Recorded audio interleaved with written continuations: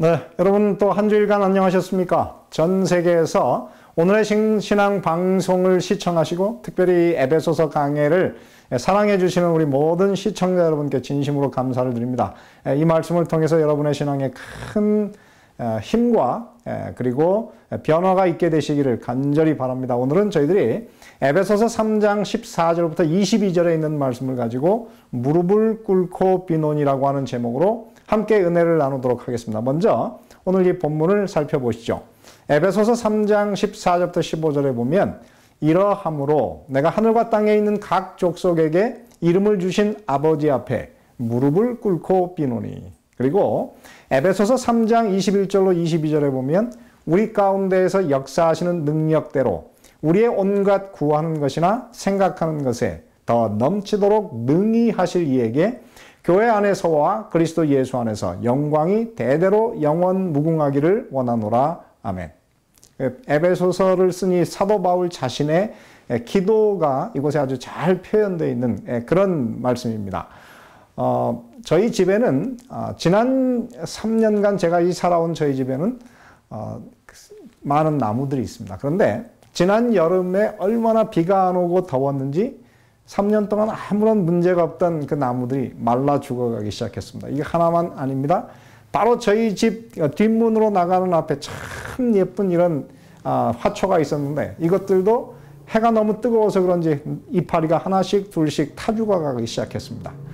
저는 7월 달에 이제 저희 집에서 이 아보카도를 키워서 먹을 그 꿈을 가지고 아보카도 나무를 심었어요. 그런데 불과 2주가 되지 않아서 이렇게 다 말라 죽어버렸어요. 참 지난 여름이 너무 더운 것을 보면서 참 힘들었어요. 그러나 이렇게 많은 식물들이 타 죽어가는 가운데에도 전혀 이 더위와 이 어려움에 미동하지 않고 똑같은 모습을 보여주는 나무들이 있었습니다.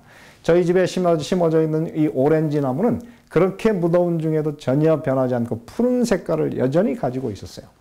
이것을 보면서 제 마음속에 우리 그리스도인들이 이 험난한 세상 가운데에서 전혀 이렇게 미동하지 않고 늘 푸르고 살아있고 생기있고 굳건하고 흔들리지 않는 그런 신앙을 가질 수 있는 비결이 무엇일까?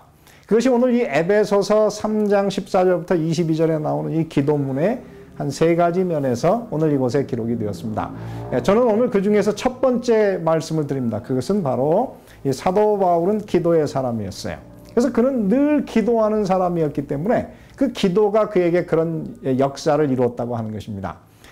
이 에베소서의 구조를 우리가 보면은요, 에베소서는 1장부터 3장에는 이제 복음이란 과연 무엇인가를 사도 바울이 그가 가르친 이 에베소 교인들에게 간단하게 요약해서 이 복음을 다시 한번 말씀을 해 주십니다.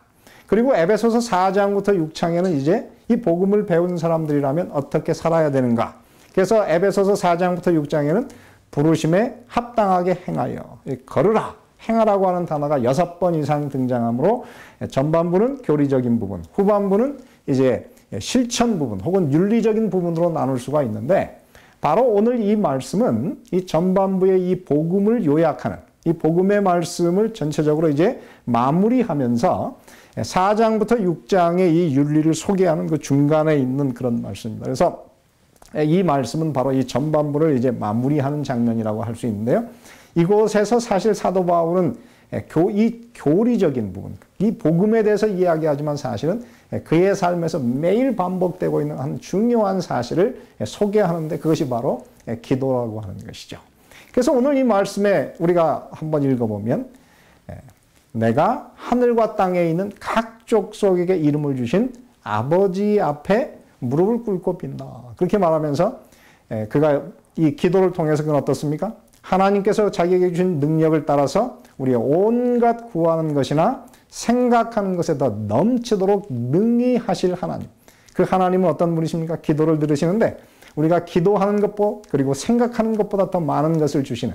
근데 그것을 바로 기도를 통해서 주시는 분이라고 그렇게 말씀하십니다. 이 에베소서는 사실은 바울이 쓴 모든 글 중에서 기도에 관한 강조가 제일 많은 그런 책입니다. 우리가 먼저 공부했던 에베소서 1장 17절부터 19절에 첫 번째 기도문이 나오죠. 근데 그 마지막 부분에 보면 에베소서 1장 19절에 보면 거기서 이렇게 말씀하시죠. 너희로 알게 하시기를 구하노라. 바울이 이곳에서 이제 하나님께 구하는, 그가 기도하는 내용을 첫 번째 묘사를 했고요. 오늘 이제 우리가 읽었던 이 말씀 가운데 바울이 두 번째로 기도하고, 그리고 에베소서의 내용을 마무리하는 에베소서 6장 18절부터 19절에 보면 마지막으로 사도 바울이 다시 기도에 관한 이야기를 합니다. 모든 기도와 간구로 하되 무시로 성령 안에서 기도하고 이를 위하여 깨어 구하기를 항상 힘쓰며. 그래서 이 사도 바울이 다시 그리스도인들에게 기도하는 문제에 대해서 이곳에 강조하고 있어요. 그러므로 이 사도 바울이 이 에베소서에서 그가 그 많은, 사실 그가 감옥 속에 들어있으면서도, 갇혀있으면서도 전혀 그가 기죽거나 그런 모든 것에 대해서 기상이 상하지 않고 가장 그의 그 정신이 가장 그 높은 수준에 있는 기쁨과 그리고 참으로 영적인 기상이 충만한 그리스도인으로 살 수 있었던 것은 그가 바로 이 기도에 기인한 것으로 저는 그렇게 믿어집니다. 그래서 오늘 이제 이 말씀을 우리가 자세히 한번 분석해 볼 필요가 있어요. 오늘 시작이 이렇지 않습니까? 이러함으로 내가 하늘과 땅에 있는 각 족속에게 이름을 주신 아버지 앞에 무릎을 꿇고 빈다. 그런데요, 이 이러함으로라고 하는 이 접속사가 똑같이 나오는 것이 어디냐면 에베소서 3장 1절입니다. 이러므로. 사실 한국말로 번역을 조금 잘못했지만 사실은 정확하게 헬라어로는 투투카린. 그래서 이 두 개가 똑같은 그런 그 접속사예요. 그래서 이거는 지금 에베소서 3장 14절이 사실은 에베소서 3장 1절하고 연결돼야 되는 그런 말씀이라고 할 수가 있어요. 제가 지난번에 설명을 드리면서 이 에베소서 3장 1절부터 13절은 사도 바울이 무엇을 이야기하려고 말을 꺼냈다가 그 얘기를 갑자기 디그레션, 그래서 그가 원래 이야기하고자 하는 내용에서 그 내용이 변화되었다. 다시 말해 이탈했다라고 하는 것입니다. 그래서 에베소서 3장 1절에 보면 그리스도 예수의 일로 너희 이방을 위하여 갇힌 자, 이 명사예요. 그리고 나 명사이고 바울은, 그래서 이곳에 세 개의 명사밖에 등장하지 않습니다. 주어만 등장하고 동사와 목적어가 없습니다. 그러면서 이 바울이 지금 로마 감옥에 갇혔다는 이야기를 들은 에베소 교인들이 그것 때문에 낭망함으로 그들을 위로하기 위해서 사도 바울은 그 중에서 그가 얼마나 하나님의 큰 은혜를 받았는지를 이야기함으로 그가 지금 목적에서 이렇게 약간 이탈을 했어요. 그러다가 3장 14절에 다시 이제 다 그 이야기를 마친 다음에 이러함으로 3장 1절로 다시 연결을 해요. 그러면 에베소서 3장 1절에 사도 바울이 뭘 하려다가 갑자기 그가 이 말하려고 하는 논지에서 벗어나게 됐는가? 에베소서 2장 18절에 거기에 하나의 힌트가 있습니다. 사도 바울이 이제 복음을 다 이야기하면서 이제 그가 어떻게 예수님의 이 복음이 이방인과 유대인을 다 하나로 만들었어요. 중간에 막힌 담을 다 흐른 다음에 그 다음에 이렇게 말합니다. 2장 18절에 이는 저로 말미암아 우리 둘이 유대인과 이방인이 한 성령 안에서 아버지께 나아감을 얻게 하려 하심이라. 자, 이것에 아버지께 나아감을 얻는다라고 하는 표현이 있는데요. 자, 이것에 대해서 다시 부연 설명하는 것이 사실은 에베소서 3장 12절이에요. 우리가 그 안에서 그를 믿음으로 말미암아 담대함과 하나님께 당당히 나아감을 얻느니라. 자, 오늘 이 두 곳에 보면 어떻게 나아간다. 하나님께 나아간다. 그것도 어떻게 나가요? 담대하고 그리고 당당하게 하나님께 나아간다. 자, 이 성경에서 특별히 신약 성경을 보면은 하나님께 나아간다. 그것도 담대히 나아간다고 하는 표현은 항상 기도를 사실은 그 다른 말로 묘사하는 그런 말씀입니다. 기도를 통해서 하나님께 나아간다 하는 것인데요. 이 말씀이 어디에 나오냐? 히브리서 4장 16절. 그러므로 우리가 긍휼하심을 받고 때를 따라 돕는 은혜를 얻기 위해서. 때를 따라 돕는 은혜를 언제 받습니까? 기도를 통해서. 그래서 여기서 뭐라 그럽니까? 은혜의 보좌 앞에 담대히 나아갈 것이니라. 그래서 오늘 이 말씀에 의하면 결국 기도를 얘기하는 거예요. 그래서 사도 바울이 사실 기도를 하려다가 지금 목적이 변했는데 드디어 그 기도를 오늘 이 본문에서 드디어 행하고 있는 것이죠. 자, 그래서 이 기도를 하면서 사도 바울이 이렇게 기도합니다. 하늘과 땅에 있는 각 족속에게 이름을 주신 아버지 앞에 무릎을 꿇고 빈다. 오늘 여기서 각 족속이라고 하는 말을 헬라어로 보면은 이 아버지라고 하는 단어하고 발음이 똑같아요. 이 족속 그럼 파트리아, 아버지 그럼 파테르. 그래서 이 하나님 아버지는 어떤 분이에요? 우주를 다 만들고 그 우주 안에 있는 우리가 모르는 그 우주 거민들이 사실은 그 거민들을 창조하신 분이 하나님이시라고 하는 것인데요. 이 말씀이 어디에 있냐면 히브리서 12장 22절에 보면 너희가 도달한 곳은 어디예요? 하늘의 예루살렘과 그다음에 천만 천사와 하늘에 기록한 장자들의 총회와. 자, 오늘 이곳에 오면 하늘에 가면 누구를 만납니까? 장자들이 모인 총회. 이 제너럴 컨퍼런스. 거대한 모임이 있는데 그 장자들이 얼마나 많은지 셀 수 없이 많아서 하늘에 기록한 장자들의 총회. 여러분, 장자는 한 집에 한 명밖에 없잖아요. 근데 하나님에게는 장자들이었으면 셀 수 없이 많아요. 그 얘기는 무엇일까요?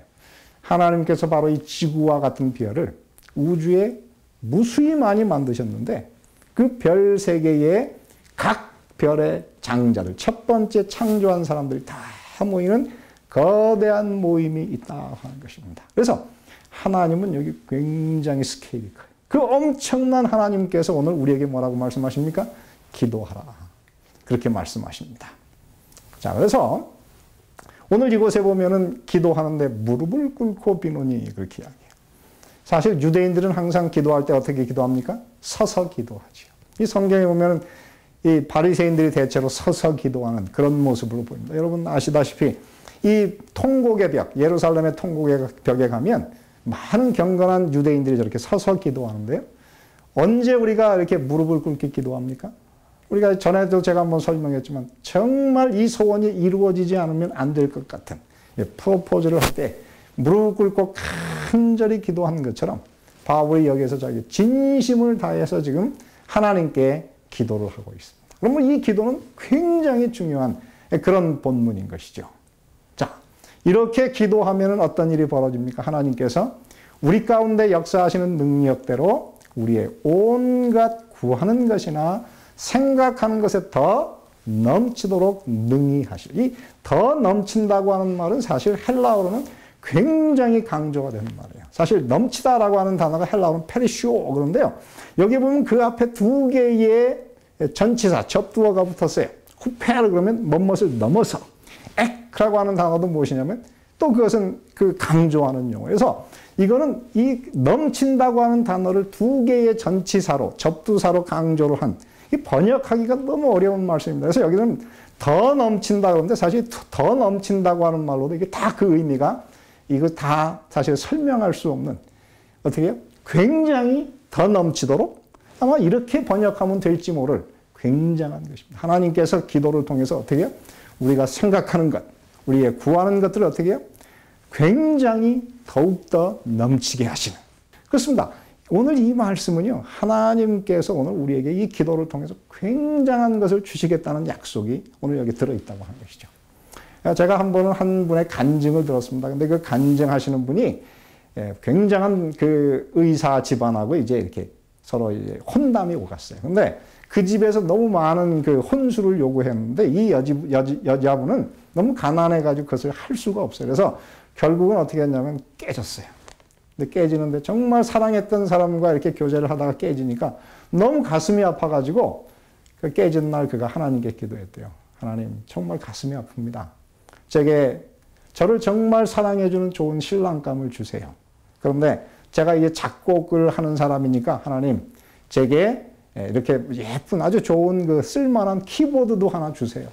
두 가지를 위해서 기도했는데 정말 어떤 사람이 키보드를 살 돈을 딱 갖다 줬대요. 그래서 이제 그걸 가지고 전화로 자기가 본 다음에 전화로 오더를 했대요. 그랬더니 한 총각이 어느 날 이것을 딱 배달을 왔더래요. 근데 배달 온 총각이 얼마나 잘생겼는지 한눈에 그냥 반해버렸어요.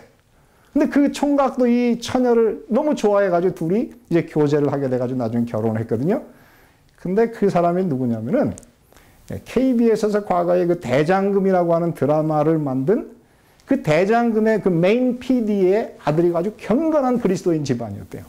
그래가지고 이 아가씨가 그 집하고 딱 결혼하려고 그 PD를 만났는데 그 PD가 한 말이 네가 우리 집의 며느리가 되어줘서 너무 고맙다. 그러면서 이 여자분을 너무너무 사랑하는 그런 집안으로 이제 결혼을 했다는 것입니다. 그래서 이 여자분이 간증을 하면서 내가 처음 어떻게 구하는 것이나 생각하는 것에 더 넘치도록 능히 하시는 그 하나님.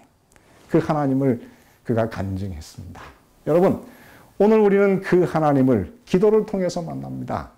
그래서 고린도전서 2장 9절에 보면 이렇게 말씀하시죠. 기록된 바 하나님이 자기를 사랑하는 자들을 위하여 예비하신 모든 것은 눈으로 보지 못하고 귀로도 듣지 못하고 사람의 마음으로도 생각지 못하였다 함과 같으니라. 오늘 하나님의 이 놀라우신 기도의 은혜를 통해서 여러분들도 눈으로 보지 못하고 귀로도 듣지 못하고 사람의 마음으로 생각하지도 못한 엄청난 일들을 여러분의 삶에서 경험하시는 승리하시는 살아있는 흔들리지 않는 그런 그리스도인들이 되시기를 바라면서 말씀을 마칩니다.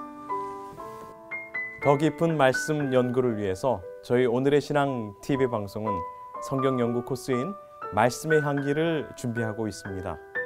이 책자는 성경에서 꼭 이해해야 할 내용을 5권으로 요약한 책입니다. 또한 예언서인 다니엘서와 요한계시록을 혼자서 연구하실 수 있도록 다니엘서 예언연구와 요한계시록 예언연구 책자들이 준비되어 있습니다. 이 책자를 신청하실 분들은 아래의 전화번호 562-405-2806번으로 연락 주시기 바랍니다.